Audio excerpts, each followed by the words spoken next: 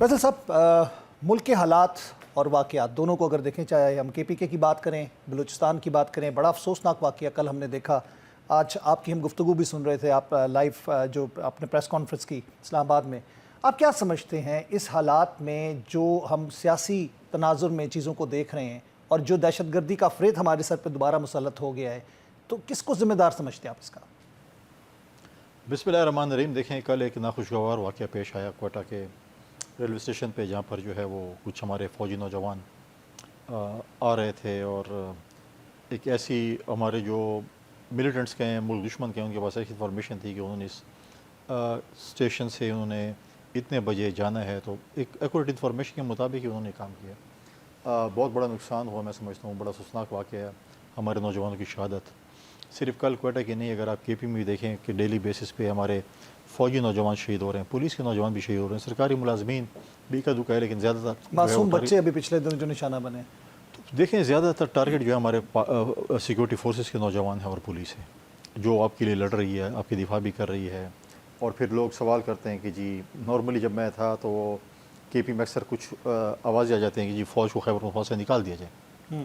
तो मैं कहा, फ़ौज को खैबर पख्तूनख्वा से निकाल दिया जाए तो खैबर पख्तूनख्वा को कौन संभालेगा? मुझे कोई वो नहीं है, दो राय नहीं, और मैं फ़ख्र महसूस करता हूँ अपनी पुलिस के ऊपर, जो KP के पुलिस के नौजवान हैं, ऑफिसर्स हैं, जितने जुर्रत के वो हैं। लेकिन बात यह है कि ये चीज़ें एक और उस पर चली गई जिसमें पुलिस काउंटर कर सकती है, लेकिन उसमें फ़ौज का एक बहुत इंपॉर्टेंट रोल है। आप देखिए, आज बलूचिस्तान में FC और फ़ौज सूबाई हुकूमत को सपोर्ट कर रही है, आज सिंध में जो है वो रेंजर सपोर्ट कर रही है।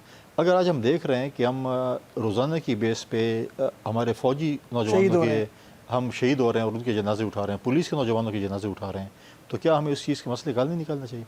बात यहाँ पे आती है कि अभी भी वो कहते हैं कि जो तरमीम की गई है और सेनेट की फॉर्मेशन कंप्लीट ही नहीं है, KP का उसके अंदर अभी कोई पार्टिसिपेशन थी नहीं, तो ये कैसे हो गया? अब चैलेंज किया गया है इस तरमीम को भी, ये कानून साजियाँ जो की जा रही हैं। आप समझते हैं कि इसके अंदर जो आईनी बेंचें बनी हैं उसका कोई रोल होगा? पाकिस्तान में कौन सी तरमीम को चैलेंज नहीं किया गया? हर तरमीम को चैलेंज किया गया, तारीख ही बताती है। ठीक है, लेकिन प्रॉब्लम ये कि पार्लियामेंट किस लिए बैठी होती है?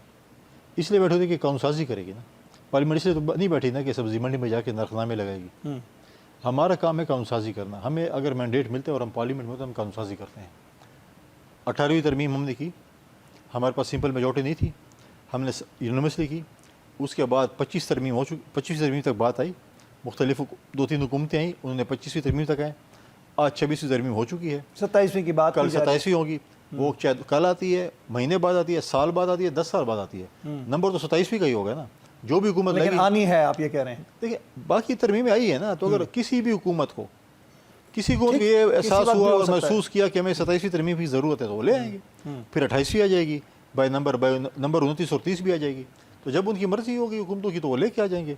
लेकिन आपने चैलेंज किया कि भाई ख़वातीन की सीटें नहीं थी तो आपने इलेक्शन क्यों नहीं कराया? आपने KP में इलेक्शन क्यों नहीं कराया?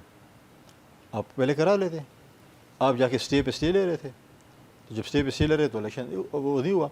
लेकिन उसके बावजूद भी जो हाउस की जो रिक्वायरमेंट है उसकी, अब आप बोलेंगे जी अगर ये KP का इलेक्शन नहीं हुआ तो प्रेसिडेंशियल इलेक्शन क्यों हो चुके हैं, फिर चेयरमैन सेनेट का इलेक्शन क्यों हुआ है? हमारा इंतज़ार करें जब तक कि अगर ये फैसला 5 साल तक नहीं होता फिर क्या करेंगे?